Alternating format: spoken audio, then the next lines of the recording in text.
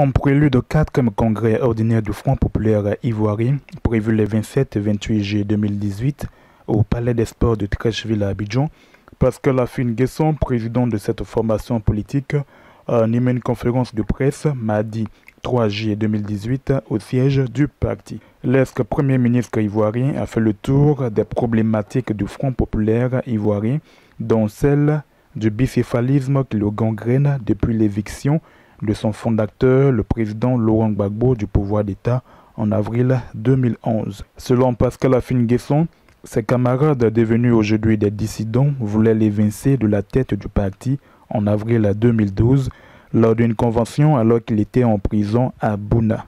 Pour certains, il faut se débarrasser d'Afi pour prendre le pouvoir au sein du parti. Et c'est ce travail qui avait commencé pendant que j'étais en prison. En mai 2011, officiellement, ils étaient à l'investiture de Ouattara, à Yamoussoukro, officiellement, puisque le président par intérim y était, avec une délégation. En octobre 2011, Ouattara leur a octroyé 125 millions. Ils n'ont pas refusé en octobre 2011. En ce moment, Gbagbo était toujours à Porogo, moi j'étais à Bouna. Comment se fait-il que brusquement, ils considèrent même que le dialogue politique, c'est tourner la paille de Gbagbo, c'est trahir la lutte. Et qu'aller aux élections, c'est tourner la paille de Gbagbo, c'est trahir la lutte. Tout simplement parce que, entre-temps, je suis sorti de prison. Que, entre-temps, ce n'est plus eux qui sont devant. Qu'entre-temps, si on doit aller aux élections, ce n'est pas eux qui doivent être les candidats. Donc, il faut tout boycotter. Donc, c'est pourquoi moi, je les ai toujours appelés à aller au Congrès. Pourquoi vous voulez vous cacher derrière le nom de Gbagbo? Pourquoi vous voulez vous cacher derrière la candidature de Gbagbo? Sachant pertinemment que de toute façon Gbagbo ne sera pas là pour diriger le pays, que c'est vous qui allez le faire. Mais pourquoi vous ne vous présentez pas en votre nom? Il ne peut pas dire on ne veut pas d'Afi pour telle ou telle raison. Il se cache derrière des soi-disant propos de Gbagbo. Gbagbo dit qu'il ne veut pas d'Afi, donc Gbagbo n'a jamais dit ça. Gbagbo, il a les moyens de s'exprimer. Après plusieurs reports, le 4e congrès ordinaire du FPI, initialement prévu en 2004, après celui de 2001, qui a vu l'élection d'Afine Guesson, se tiendra sur fond de crise entre ces deux tendances. Mais pour Afine Guesson, candidat à sa propre succession, les choses ont changé, les lignes bougent. Plusieurs militants et cadres de la Fronde, dit-il, ont compris son combat et ont décidé de suivre la légalité qu'il dit incarner. Afine Guesson, qui se veut optimiste, croit fermement en l'unité de son parti. Juridiquement, il n'y a pas de FPI. Il y a un seul FPI. Maintenant, politiquement, c'est vrai qu'il y a une dissidence. Il y a un visage de Dama Sangaré Abdelrahman.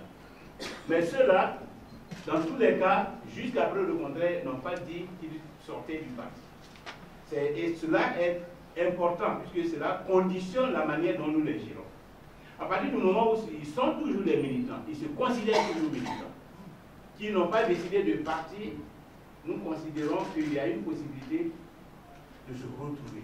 Il regrette tout de même le refus catégorique affiché par la tendance Sangaré Abdelrahman quant à la question de l'unité du parti réclamée par le président Laurent Gbagbo. Le porte-parole du président Gbagbo dit que le président Gbagbo dit d'aller à l'unité autour de Sangaré. Ça veut dire donc que le président Gbagbo veut l'unité.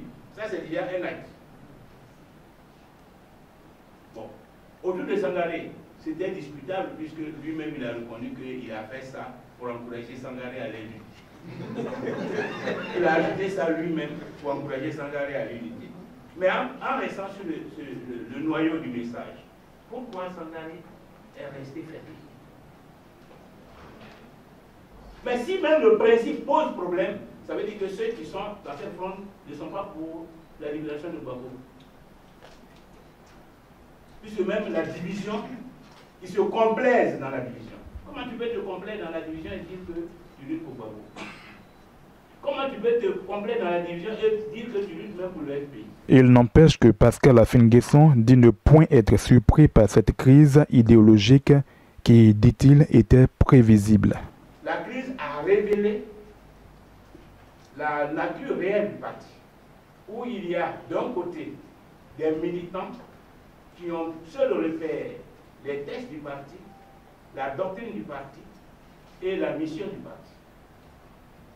Donc ils sont des militants. Et d'un autre côté, des adhérents qui sont plus dans des postures affectives. Et de toute façon, personnellement, j'étais convaincu que de toute façon, à un moment ou à un autre, la question allait être posée. Je prends un exemple. Je prends un exemple pour illustrer. Tous ceux qui sont au FPI et qui sont originaires de Gagnoa, est-ce que c'est pour le FPI en tant que parti qu'ils sont, ou bien pour Gbagbo en tant que fils de Gagnoa? Ça, c'est une question qui, dans tous les cas, à un moment ou à un autre, allait être posée aux militants de Gagnoa. Comme demain, cette question va être posée aux militants de Bongolais. Quant à l'hypothèse d'une résolution de cette crise fratricide par le président Laurent Gbagbo, Afin N'Guessan ne la voit pas sous cet angle. À l'en croire, la clé de cet engrenage se trouve entre les mains de Sangaré Aboudraman ainsi que les siennes. Tous deux doivent faire preuve de maturité en vue d'éviter d'autres crises que le fondateur, Laurent Gbagbo, réglerait à tout moment. 10 000 congressistes issus des 6 000 sessions que compte le Front populaire ivoirien sont attendus. Plusieurs responsables du parti de Laurent Gbagbo n'ont pas manqué de lancer des appels en vue de la mobilisation. Nous voyons cela comme un congrès historique. Parce que d'abord, ce congrès, c'est la preuve que le Front populaire ivoirien, que le pouvoir avait donné pour mort, même la communauté internationale, que ce FPI-là vit et que ce FPI-là va se renouveler à travers la remobilisation de ces militants. Donc l'appel aux militants, c'est vraiment la mobilisation parce que l'objectif que nous nous sommes donnés, c'est nous attendons à ce congrès 10 000 délégués au moins. Il est de notre devoir en tant que jeunesse du Front populaire ivoirien de contribuer à la réussite de cette manifestation, de cet événement, et inviter toute la jeunesse du Front populaire ivoirien, surtout tous les délégués, les membres statutaires, à participer massivement à ce congrès, car c'est un congrès déterminant, un congrès qui va tracer les sillons de notre avenir et les perspectives de 2020. Et il faut aller à l'unité, c'est tout. Parce que la division retarde le parti. Il faut aller à l'unité. Et aujourd'hui, le pouvoir de Ouattara est gagné par l'usure. C'est une opportunité où le FPI peut rebondir. Il faut aller à l'unité. Parce que ceux qui refusent d'aller à l'unité, la question que je me pose, est-ce qu'ils aiment vraiment Laurent Gbagbo? Est-ce qu'ils aiment Laurent Gbagbo? Parce que le congrès de Mama n'est même pas statutaire. Moi, j'étais au congrès de Mama, ce n'était pas statutaire. Aujourd'hui, nous nous sommes rendus compte qu'en réalité, c'est un problème de personne. Tout le reste là, ce n'est que de l'habillage. Ce n'est que du dénigrement. Il faut laisser tout ça. Il faut penser à tous ces Ivoiriens qui sont morts en 2010. Il faut penser à tous ces Ivoiriens qui sont encore en prison. Au nom de tous ces souffrances, et ces Ivoiriens qui croupissent sur le poids de la gestion chaotique de Ouattara. Il faut penser à tout ceci. Il faut laisser les intérêts personnels, il faut se mettre ensemble et aller à l'unité. Donc le congrès qui arrive là, moi j'y serai. Vraiment, je préfère pour moi soutenir la légalité.